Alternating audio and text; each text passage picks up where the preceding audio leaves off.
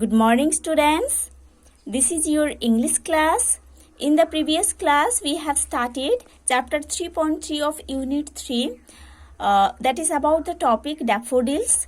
It is a poem written by William Wordsworth. In the previous class, we have already studied the first two stanzas of this poem. Today in this class, we are going to study the third stanza and fourth stanza of this poem. Okay, so students, let's open page number 88 in your English literature book and start read from the top of the page. This is the third stanza of the poem Daffodils. Okay, the waves beside them danced, but they outdid the sparkling waves in glee. A poet could not but be gay in such a jocund company. I gazed and gazed, but little thought what wealth the show to me had brought. Now see the translation or meaning of this stanza. The waves beside them danced, but they outdid the sparkling waves in glee. Okay? So, previous stanza में हम पढ़े हैं कि जो daffodils है वो झील के किनारे में ग्रो किया है ना। सो डैफोडिल्स झील के किनारे में बहुत बड़ा एरिया लेकर ग्रो किया है और वो डैफोडिल्स हवा में डांस कर रहा है ना।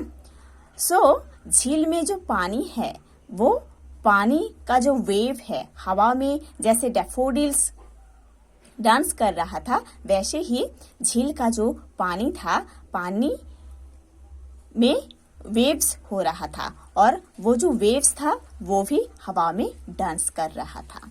ठीक है, झील का जो वेव्स है वो भी हवा में डांस कर रहा था, बट डैफोडिल्स फ्लावर्स का जो डांस है वो वेव्स से भी ज्यादा बेहतर था।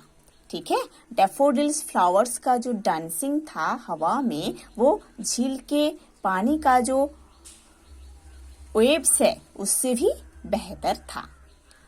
A poet could not but be gay in such a jocund company.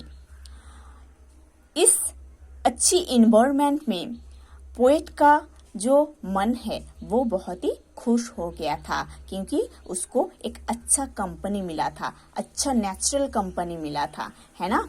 झील में पानी है, उसमें लहराएं हैं, उसके साइड में पूरे बहुत बड़ा एरिया लेकर फ्लावर्स है, वो भी हवा में डांस कर रहा था। इतनी सुंदर इतनी अच्छी इन्वायरमेंट में पोएट का दिल बहुत ही खुश हो गया था क्योंकि उनको इतना अच्छा कंपनी मिला था। ठीक है, इतना अच्छा साथ मिला था, natural company. Okay, I gazed and gazed but little thought what wealth the show to me had brought.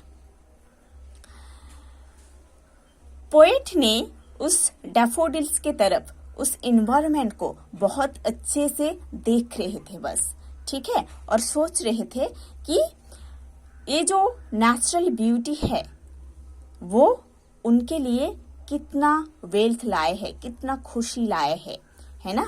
जो नेचुरल ब्यूटी पोएट ने देख रहे थे कि उसको देखकर पोएट सोच रहे थे कि ये नेचुरल ब्यूटी, ये डैफोडिल्स का जो ब्यूटी, ये ब्यूटी उनके लिए बहुत ही खुशी लाए है, ये उनके लिए एक बहुत अच्छा वेल्थ है। Okay, now read the fourth stanza. For oft when on my couch I lie in vacant or in pensive mood, they flash upon that inward eye which is the bliss of solitude. And then my heart with pleasure fills and dances with the daffodils.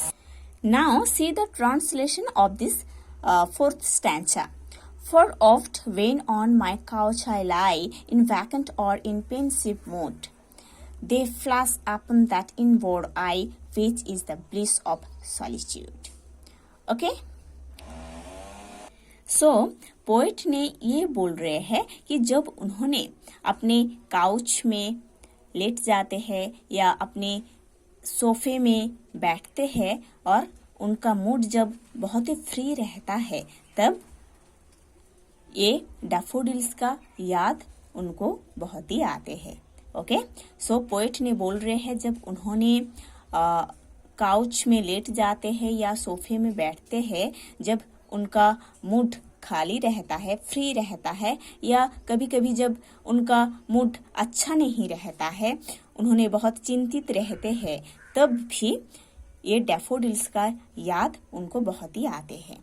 Okay, और ये यादें जब उनको उनके mind में आता है, जब उन्होंने फ्री माइंड में रहते हैं या चिंतित रहते हैं, ऐसे दोनों सिचुएशन में डैफोडिल्स का याद उनको साथ देते हैं, उनको खुशी मिलता है इस याद से।